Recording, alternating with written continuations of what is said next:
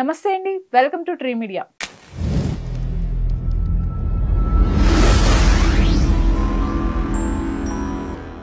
ఈరోజు మనతో social activist, family counsellor, political analyst Shri Krishnakumar గారు ఉన్నారు. మేడం నమస్తే. నమస్తే మేడం, మోహన్ బాబు గారి బెయిల్ రిజెక్ట్ అయినట్లు తెలుస్తోంది. అంటే ఆయన్ని అరెస్ట్ చేసే అవకాశాలు ఏమన్నా ఉన్నాయా? ఎటువైపు తీసుకుంటుందంటారు ఈ కేసు?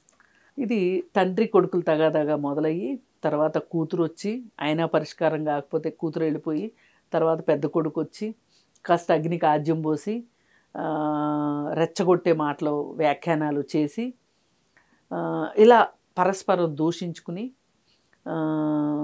అతను దెబ్బలు తినడము, అలాగే హాస్పిటల్కి వెళ్ళి మెడికల్ రిపోర్ట్ తీసుకోవటము, రావటము, నా కూతురు ఇక్కడే ఉంది, నా కూతురు నా కొడుకు లోపల ఉన్నారు అని చెప్పి బాధపడటము, ఇంట్లోకి కూడా రానివ్వని పరిస్థితి.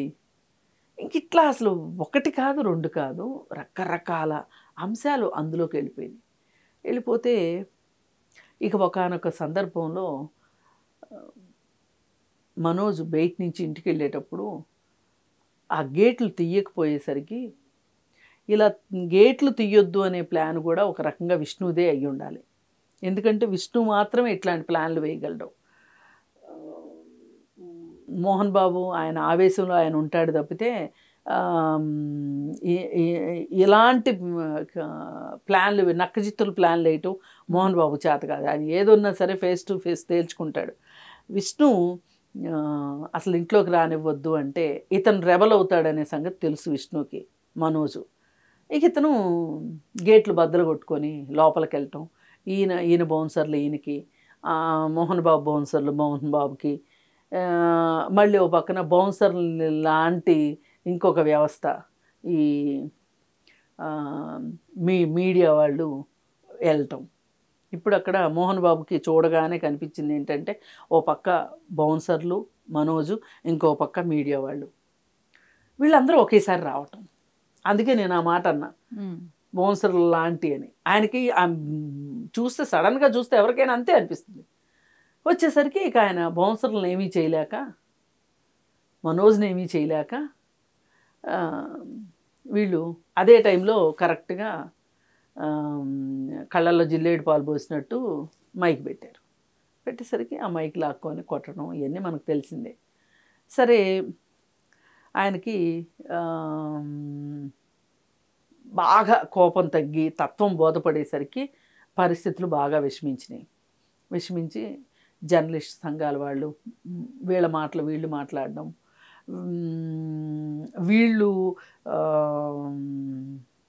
మోహన్ బాబు కుటుంబం మీద జర్నలిస్టులు ఇంకా మీకు మా అవసరం మీకు ఉండదా అని వీళ్ళు సవాళ్ళు, ఇలా రకరకాలుగా ఇంకా రోజుకి అది వరస్ట్ అవుతుంది తప్పితే మెరుగుపడని పరిస్థితికి వచ్చేసింది మోహన్ బాబు విషయం. ఇక చివరికి ఇక ఆయన తప్పదు అన్నట్లు, మరి ఎవరు సలహా ఇచ్చారో తెలియదు కానీ ఇంకా క్లియర్ కట్గా ఈ మధ్యలో వీడియోలు రిలీజ్ చేయటం ఇవన్నీ మనకు తెలిసిందే కదా. ఇక చివరికి హాస్పిటల్కి వెళ్ళి పరామర్శించి ఏదున్నా నేను ఉంటాను మీకు అని చెప్పి అనటం. ఏదేమైనా మోహన్ బాబు చాలా అదృష్టవంతుడని చెప్పాలి. ఇన్ని గొడవల మధ్యలో కూడా అతనికి దెబ్బ తగిలిన స్పాటు డేంజరస్ స్పాట్లో దెబ్బ తగిలింది.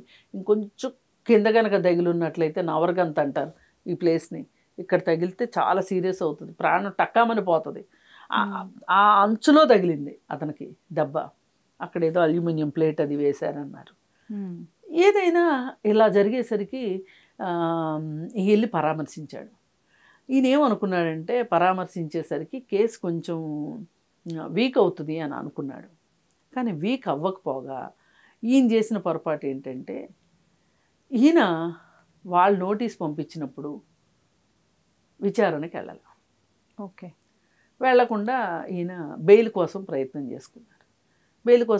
చేసుకుంటే మొదటిసారి రిజెక్ట్ అయింది, రెండోసారి ఇస్తే రెండోసారి కూడా రిజెక్ట్ అయింది. ఈ మధ్యలో అసలు మోహన్ బాబు గారు ఇండియాలోనే ఉన్నారా లేదా అనే ఒక డౌట్ వచ్చింది. ఇండియాలోనే ఉన్నట్లు అయితే గనక నేను ఇండియాలోనే ఉన్నాను అని చెప్పి ఒక అఫిడవిట్ ఇవ్వాలి అని చెప్పి పోలీస్ డిపార్ట్మెంట్ అడిగింది. అది ఇవ్వాల. ఇవ్వకపోయేసరికి ఇప్పుడు పరిస్థితి ఎలా వచ్చిందంటే ఈయన ఈ మధ్యలో ఆయన గన్ను సీజ్ చేశారా? సరెండర్ చేసేసాడు, డిపార్ట్మెంట్కి అప్పచెప్పేశాడు.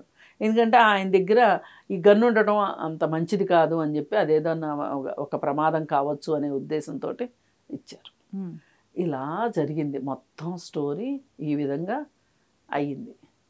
మరి ఇప్పుడు ఈ పరిస్థితుల్లో ఇప్పుడు 2 సార్లు బెయిల్ రిజెక్ట్ అయిన తర్వాత ఈయన సరెండర్ కావాల్సిందే కోర్టుకి. పైగా ఇంత లేట్ చేసినందుకు ఖచ్చితంగా 14 రోజులు రిమాండ్ పడే అవకాశం ఉంది తప్పితే వేరేగా కనిపించట్లేదు. ఆయన అనుకోని పరిస్థితుల్లో చేసిన, ఇప్పుడు మైక్ కాకుండా అతని దగ్గర ఏదన్నా ఆయుధం ఉందనుకోండి, ఆ ఆయుధం మోహన్ బాబు తీసుకొని అతన్ని కొట్టుంటే కూడా ఇంత కేసు అయ్యేది కాదు. ఓకే, ఆయన్ని కొట్టడానికి ఏమి వెళ్ళలేదు కదా, న్యూస్ కోసమే కదా వెళ్ళాడు జర్నలిస్టు. ఇతని పర్పస్ ప్రకారం ఇతను వెళ్ళాడు, ఇతని డ్యూటీ ప్రకారం ఇతను వెళ్ళాడు. అదే ఆయనకి ఎంత కోపం వచ్చిందో తర్వాత విషయం. అదే ఒక బౌన్సర్ మీద ఇలాంటిది ఏదైనా బౌన్సర్ను కొట్టారనుకోండి మోహన్ బాబు గారు, ఇంత కేసు అయ్యేది కాదు. ఎందుకంటే వీళ్ళు కూడా వెళ్ళింది దాడికే వెళ్ళారు కాబట్టి ఆయన ప్రతి దాడి చేశాడు, ఎంతో కొంత జస్టిఫికేషన్ ఉండేది. ఇప్పుడు జస్టిఫికేషన్ లేకుండా అయిపోయింది, అది ప్రాబ్లం. ఇలా జరిగిందనమాట. ఏది ఏమైనా మనిషికి తన కోపమే తన శత్రువు అనేది మోహన్ బాబు గారి విషయంలో అన్ని సందర్భాల్లోనూ రుజువు అవుతూనే ఉంటుంది. ఈ మొత్తానికి ఈ పరిస్థితులన్నీ చక్కబడాలి అంటే మనోజ్ మారటం కాదు, విష్ణు మారితే సమస్యలు పరిష్కారం అవుతాయి. మనోజ్ని మానుకోమంటే ఏమనుకోవాలంటే అన్యాయాన్ని సహిస్తూ ఊరుకోమని. ఇప్పుడు విష్ణు మారితే న్యాయానికి ఎంతో కొంత న్యాయం జరుగుతుంది. అప్పుడు ఈ ఇంటి పరిస్థితులు ఎంతో కొంత చక్కబడతాయి. ఈ ఇంటి పరిస్థితులు చక్కబడితే ఇట్లాంటి గొడవలు లేకోకుండా ఉంటాయి. ఏది ఏమైనా ఇవాళ రిమాండ్ అవ్వటం అంటూ జరిగితే గనక మోహన్ బాబుకి ఎంత ఈ వయసులో అవసరమా? ఇదంతా విష్ణు వల్లే. ఆ చెత్త సలహాలు ఇచ్చి, పైగా నాకు అర్థం కాదు, ఆయన దుబాయ్లో సెటిల్ అయ్యాడంటారు, ఇక్కడ మా మూవీ మా అసోసియేషన్ ప్రెసిడెంట్కి ఎట్లా చేస్తాడు ఆయన? మరి ఏమో అర్థం కావట్లా. ఆయన ఏమో దుబాయ్ చూడడానికి వెళ్ళాడో ఉండటానికి వెళ్ళాడో తెలియదు, కానీ మళ్ళీ ఇప్పుడు వెళ్ళిపోయాడు. మరి అసలు ఆ సినిమా సంగతి ఏమైందో? అదేదో సినిమా కన్నప్ప. ఏదైనా మోహన్ బాబు గారు మటుకు జీవితంలో ఒకప్పుడు గడ్డు రోజులు, వయసులో వృత్తిలో నిలదొక్కుంటానికి గడ్డు రోజులు ఎదుర్కొన్నారు. ఇవాళ అన్నీ అయిపోయి చక్కగా రెస్ట్ తీసుకోవాల్సిన వయసులో ఇప్పుడు కూడా మళ్ళీ గడ్డు రోజులు ఎదుర్కోవాల్సి రావటం మటుకు నిజంగా బాధాకరమే. Thank you.